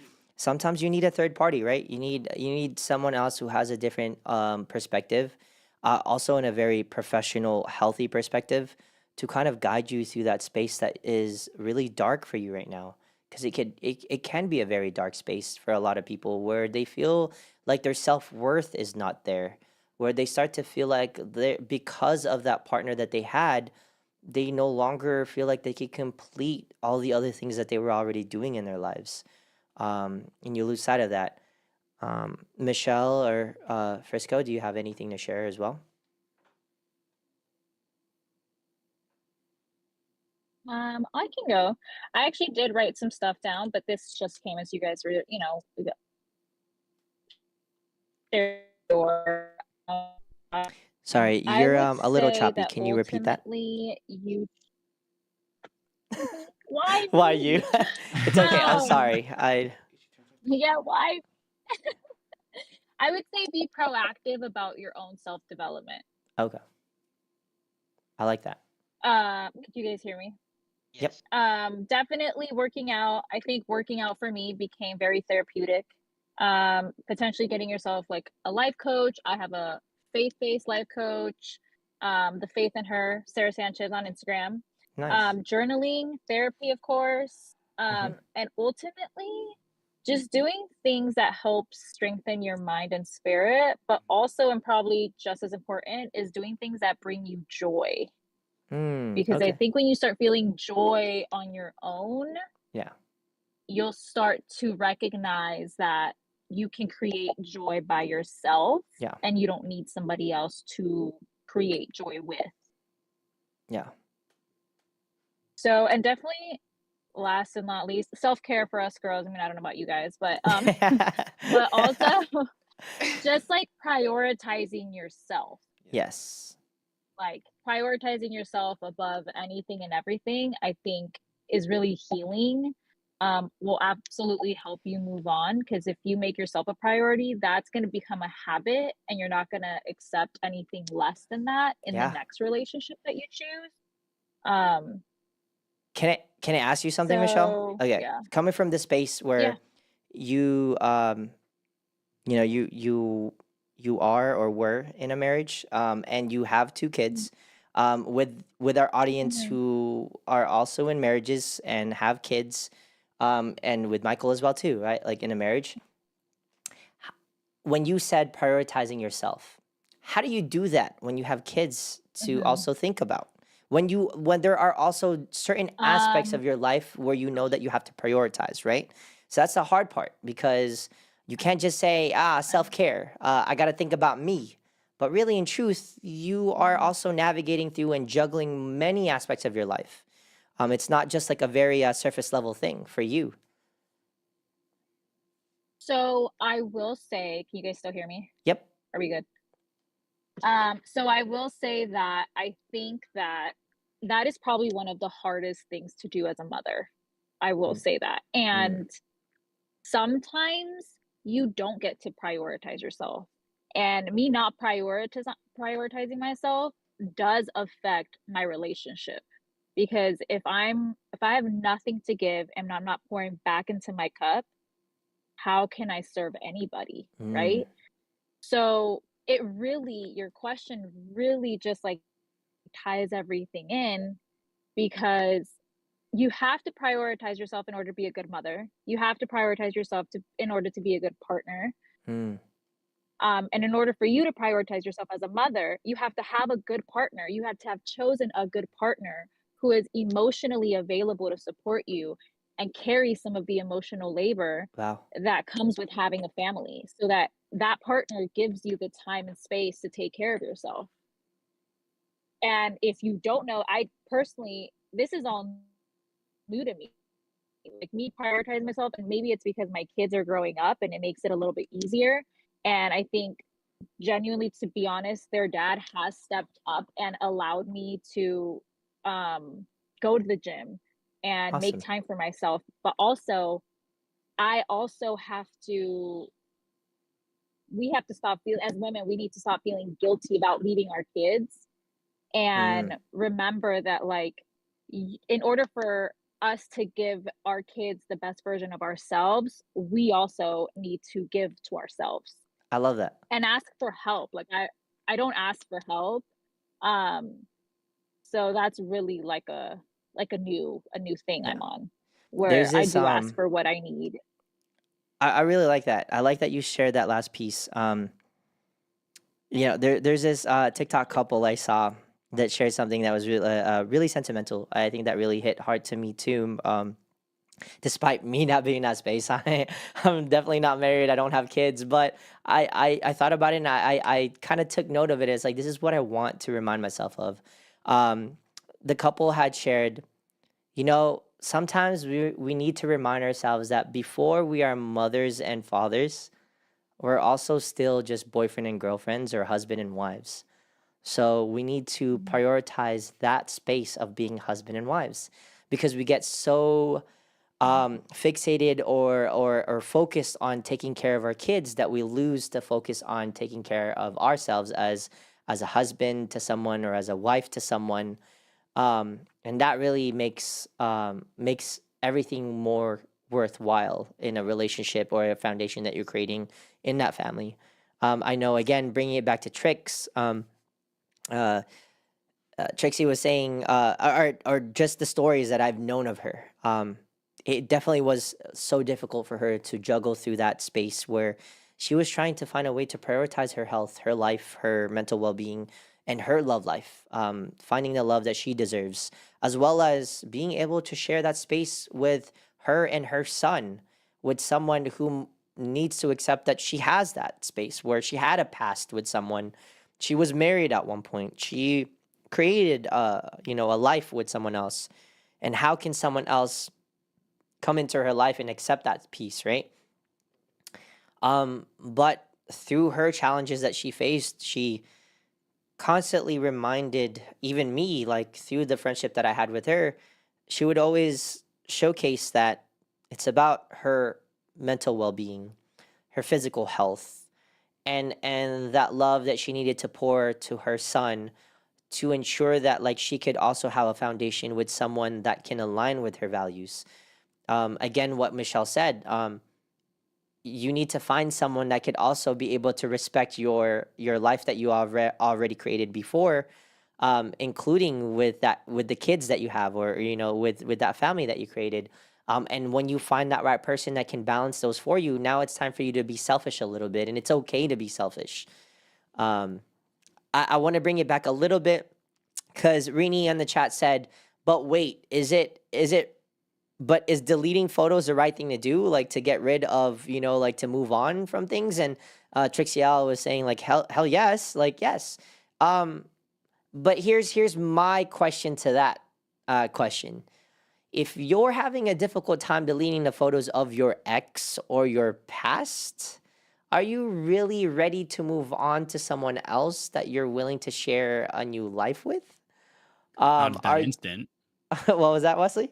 Not at that instant, Not obviously. at that instant. So, but if you're doubting yourself about removing those memories, I think what you need to ask, or what I would ask myself, is why am I not willing to let go of those memories? Um, you know, and if you're not, That's a stage in the 1 year hiatus.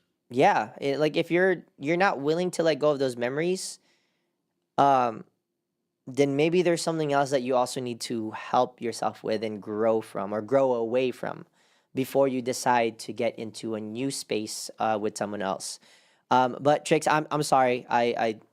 Yes, you're right. She wasn't married before. She was just in a relationship that she created a family with. Um, but Frisco, what about you? Bringing it back all the way to you. Do you have anything that you would want to share to anyone in the audience about healing, how someone can heal, or what you're doing in the process of healing, and what makes it, what allowed you to heal from your past relationships? Mm, I agree with what Michelle said in doing things that bring her joy, making sure that her cup is filled, taking care of what she needs to do to be able to support and help others. You're gonna feel a lot of energy giving it and going. And so for me, doing things that I enjoy is definitely something that got me to move forward from the experience, putting emotion into working out, just working out a lot, just just doing some sort of workout, whether it be like walking or like some sort of yoga inside or going to the gym, just doing any kind of thing. Like that's always been one common thing between all of my past breakups is finding finding my groove back again through working out, really enjoying the workout itself, and then having a time to process a lot of things, like just thinking and reflecting on a lot of different emotions and memories and how I want to have them impact me in my future decisions. But I'm more curious and interested in hearing what everyone else is thinking though too. It's nice that you all kind of share the same sentiment about like physical health, not just mental health. Um, because from my therapist, she shared, physical health matters just as much as your mental well-being. Oh yeah. Um, and when you are when you start focusing on your physical health and you start doing things that are healthier for you physically, all those certain chemical imbalances that you had through that heartbreak start to kind of exceed the hurts that you were feeling. It starts to balance you Mm. out a little bit more. You start to get like the serotonin and like all of the endorphins, like everything that that you were lacking because of like it's like a sudden surge of sadness. Like working out actually truly scientifically helps mentally as well. So I appreciate that you guys are also sharing like focus on your physical health just as much as your mental well-being, because that makes a huge difference. I actually started doing it myself where I started to really be more strict with my physical well-being, despite me not being in a space of like a heartbreak or whatever it may be. I knew that I was also going through depression in my hardships in my space. Yeah, Frisco. He's raising his hand like, Did you do the workout I sent you? oh yeah, man. Here, let just on the camera, Uh-huh. let me just flex a little bit. Uh-huh. Okay. Okay, I Just guess. yeah, but even that, like I started to focus on my physical well-being, which has helped me alter my mental health. So even with relationships, heartbreaks, whatever it may, I think, yeah, like start bringing yourself back outside. Don't shelter yourself in too much. Get some sunlight. Work out. Go for a walk. Every night or every morning, I actually go on walks around my neighborhood, which has helped me just really think things through. Rather than like being in my thoughts, I'm an overthinker. Rather than being Yeah. in my thoughts about really unhealthy things, when I'm going on my walks, I start thinking about like, man, what do I want to do today? Like, oh, like I want to go cook. I want to cook a really nice meal instead of being like, man, that person really hurt me. Like I can't get over this heartbreak. Like, Or you can do uh, both. like You just those sound like things. a Like, simp at that point. yeah, you just Work like out, you about that start emotion going through those break. phases where it's really Yeah, unhealthy for dude, you. just do some dumbbells and be like, oh, they hurt me. Or Oh. Pilates or yoga or something. Like, Push the emotion uh, to something. but to end this off, one, I want to share thank you. I just want to say my thanks to the audience that have participated. Uh, Trix, I miss you. I'm glad that you joined all the way from Australia. I don't even know what time it is there. Might be like afternoon or something, but maybe actually morning, maybe. But I really appreciate you joining. Mel, if you're still in there, I hope this was really nice and helpful. Thank you for asking your questions as well.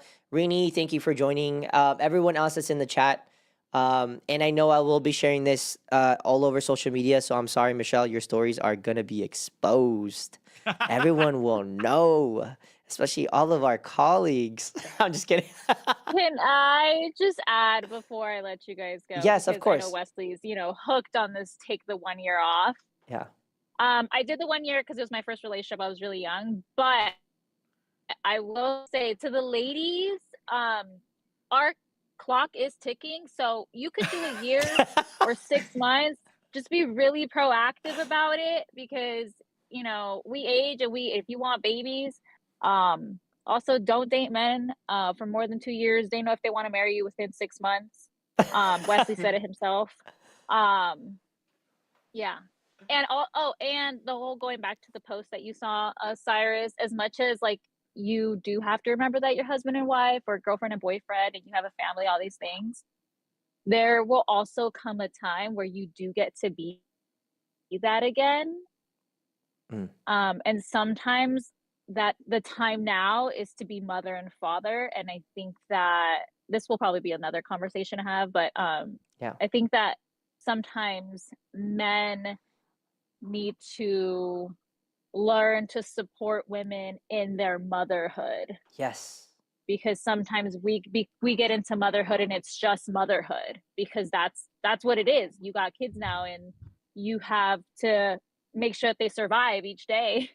You got to keep them alive, right? And so I think that even though yes, you are boyfriend and girlfriend and you are husband and wife, and I do agree with date nights and all that stuff, you know, there's people out here, like I think we have colleagues that we've worked with that, you know, don't have family out here. That's true. So as much as they are husband and wife, they're mommy and daddy 24/7. Yes. So, you know, just like understanding that and finding ways to still keep your relationship alive.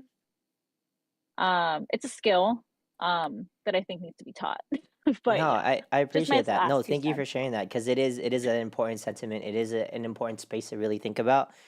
So for me, Wesley, Frisco, Michael, remember, maybe sometimes our breakups just mean that we're not mature enough and we need to be more mature. All right, like we need to grow the hell up and What is that? just kidding. I just wanted to be more. I wanted to bring it like I wanted to end it more with a comic relief. What she's saying is grow the fuck Oh up, guys. God. I guess. And support your wives and husbands. Oh man, that was Uh, already me in 5 years. Was like, grow the frick up. Let's figure out the future Or or together. else you'll get left behind. Your wives, your That was husbands will leave you. that was the wrong person for you, Michael. I can't see you. I don't even know you. Yeah. Was the wrong person. They Thank you, Michelle. deserve you. You have no I idea. His don't face have is to just like know the whole thing. Yeah. he's happy to hear that from you. Yeah, I don't have to, like, I can hear it. I can hear it in your voice and I can sense that this person was not the person that deserved what you have to give. Like what you were giving this person is for yourself, the person who deserves the kind of love you were giving. This person, Thank you. sorry to say, was, you know, using, and, you know, was being selfish and self-righteous. So, delete those pictures. Yeah, and we're married. Don't and he feel bad chose no about it. contact.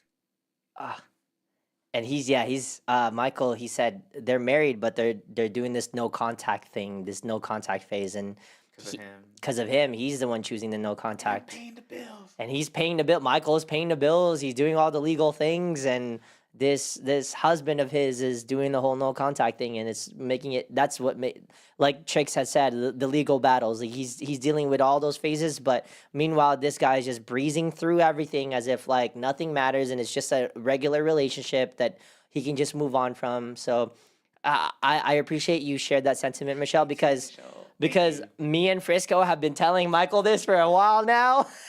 So I'm glad that another person has finally said it. But he deserves more. He deserves more for sure. There's a lot to it, but yeah. Yeah. Yeah. I was gonna say earlier, you don't need those pictures for like anything legal, right? Or Wait, do what you? was that? Sorry, can you repeat that? That he doesn't need those pictures for anything legal, like right before he deletes Oh them. I yeah, think maybe you you should put didn't them need on a any of drive those in pictures case for he anything legal, right? No, I still have the text. Oh, he has a text. That's all that matters. The text messages are what matters. He said. And bills. Okay. And the bills and the yeah. So yeah. So actually, Brittany, going back to your question, wait, but is deleting photos the right thing to do? If it's a legal thing, actually, don't delete it.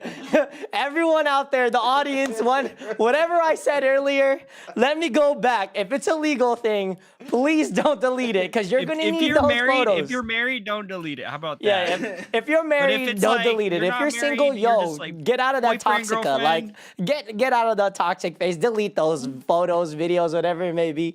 But but if it's a point. legal thing, oh shoot, you better keep those things. Put it on sorry. iCloud. Put it on your hard drive. Put it on everything.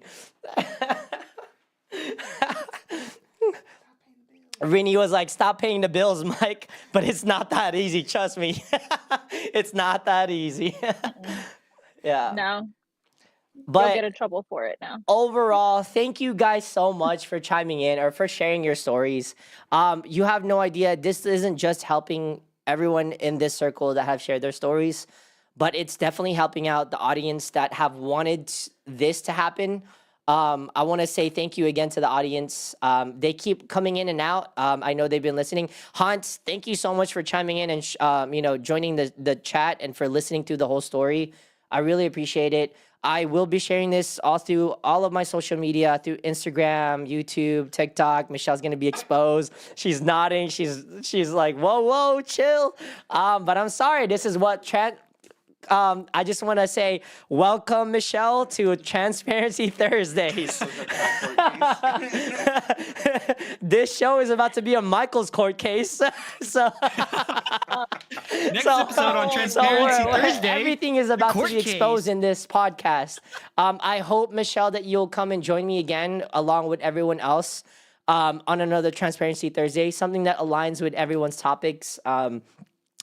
Michelle, truthfully, I would want you to continue joining us. This will be something later in the future that I would want to talk to you about, actually. And I will talk to you about this more privately, away from this, and I'll share with you why I want you to be involved. And I promise you this will be also fruitful and helpful for you, as my way of paying it forward and saying thanks to you for our friendship, and the bond that we got to create through my work with you previously. This is my way of giving thanks, also by exposing you. Exposing you helps me, but helps you too. So I will talk to you about that privately. But thank you guys. Thank you, Frisco. Thank you, Wesley, for always being here. Wesley has been actually my number one supporter, along with Brian B-Dubs, that has been there. They've been supporting me through the years, silently, and I really appreciate it. That's why Wesley means a lot to me in my friendship with him. Michael, he's all right. He's he's just here. He's just here for the wine. We've been drinking wine. We have a whole bottle that we finished already.